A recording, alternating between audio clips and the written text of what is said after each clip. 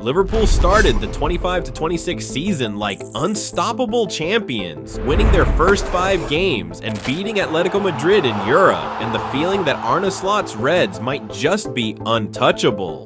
But shock losses to Chelsea, Crystal Palace, and Galatasaray exposed cracks. The talk of invincibility turned into questions about discipline, decision-making, and whether this team is still functioning as a unit. In this video, we look at Liverpool's season so far, from the early losses proving they're not unbeatable to key players underperforming, and finally, why they still have the quality to rise again and fight for the title. Liverpool entered the 2025-26 season carrying the badge of reigning Premier League champions, and the manner in which they began suggested they were hungry to repeat history. 5 wins from their opening 5 league matches put them top of the table, and their thrilling 3-2 win over Atletico Madrid in the Champions League Round 1 only added to the growing narrative that this was a team destined for greatness once again. Fans and pundits alike were whispering about the possibility of an unbeaten run, a side that could dominate both domestically and on the continent. But football, as it so often does, reminded everyone of its cruel unpredictability. Before the league season even began, Liverpool's Community Shield defeat to Crystal Palace was an early warning sign that all was not perfect beneath the surface. On September 28th, that warning became reality as Palace humbled them once more, handing them a 2-1 loss at Selhurst Park. It was not just a defeat, but an exposure of frailties that had been hidden by early victories. Palace pressed relentlessly, exploited Liverpool's set-piece weaknesses, and twice found the net through Ismaila Sarr and 𝐬𝐿 Nketiah. Federico Chiesa's late equalizer had briefly restored hope, but defensive lapses in stoppage time cost the Reds dearly. That defeat punctured the aura of invincibility, and the cracks widened days later when Galatasaray edged them 1-0 in Istanbul. What looked like a routine group game turned into a tactical nightmare. A missed chance by 𝐬𝐿 was followed by a lightning counterattack that forced Szoboszlai into conceding a penalty, which Victor Osimhen converted. The frustration deepened when VAR denied a late penalty shout, leaving Liverpool empty-handed. The loss served as a reminder that even the best sides can be undone by poor decisions, defensive fragility, and moments of chaos. Liverpool's struggles this season aren't just bad luck. Many come from costly on-pitch decisions and players still finding their rhythm. Trent's departure has robbed Liverpool of deep playmaking, and Frimpong hasn't matched that control. On the left, Robertson now rotates with 𝐾𝐨𝐧'𝐭, whose raw positioning has added defensive instability. Both are talented, but their forward runs often leave gaps. And when center backs like Konaté are exposed, the consequences are severe. Discipline and decision-making have become recurring issues. Hugo Ekitike's red card for celebrating while already booked is a prime example of immaturity costing points. Frimpong's misplaced passes and 𝐾𝐨𝐧'𝐭's rash challenges have directly led to counterattacks. These aren't isolated mistakes, but a pattern undermining Liverpool's momentum. Alexander Isak, Liverpool's marquee summer signing, illustrates this adjustment period.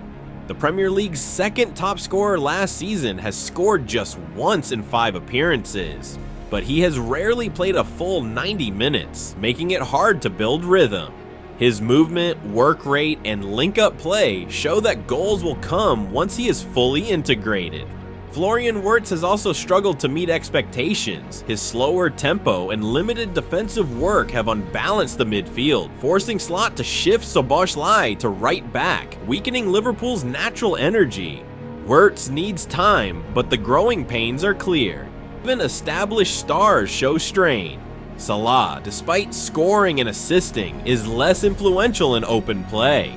McAllister's injury has further complicated Slot's options, forcing tactical experiments that haven't always worked. Slot's shift from a controlled build-up to a direct, high-tempo style has magnified these issues. Matches feel chaotic, with more turnovers, end-to-end play, and vulnerabilities for opponents. What was once control has become unpredictability, and unless Liverpool tightens discipline and execution, these costly errors will continue to haunt them. Despite the turbulence of recent weeks, it is impossible to ignore the sheer quality that still exists within this Liverpool squad. These are not players learning to win, but champions who know exactly what it takes to stay at the top. The foundation that carried them to the Premier League title last season has not disappeared. It simply needs recalibration.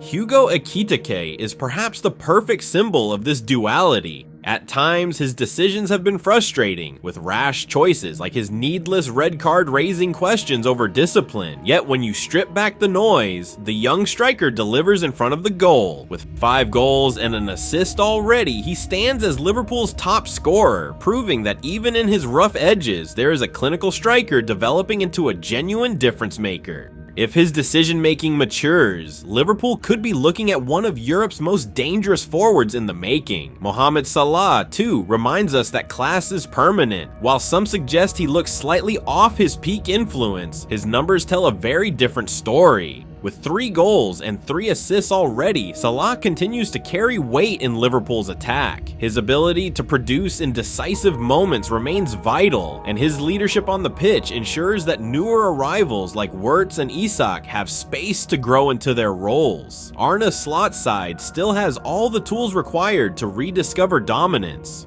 Once Robertson turned to restore balance in the wide areas, and once 𝐼RNCE adapts to the tempo of English football, Liverpool's attacking combinations will look far more fluid. Alexander Isak, with his blend of strength, movement, and finishing, gives them another world-class outlet that will only improve with time. Yes, the defeats to Crystal Palace and Galatasaray highlight weaknesses, but they also provide invaluable lessons. Liverpool remains stacked with leaders from back to front, guided by Alisson's authority, Van Dijk's composure, and Salah's relentless drive. The early storm has exposed cracks, but the structure of a champion's house still stands firm. If Slot can tighten defensive discipline and sharpen decision-making, the unbeaten start that was broken in September may just be the first of many long winning streaks this season.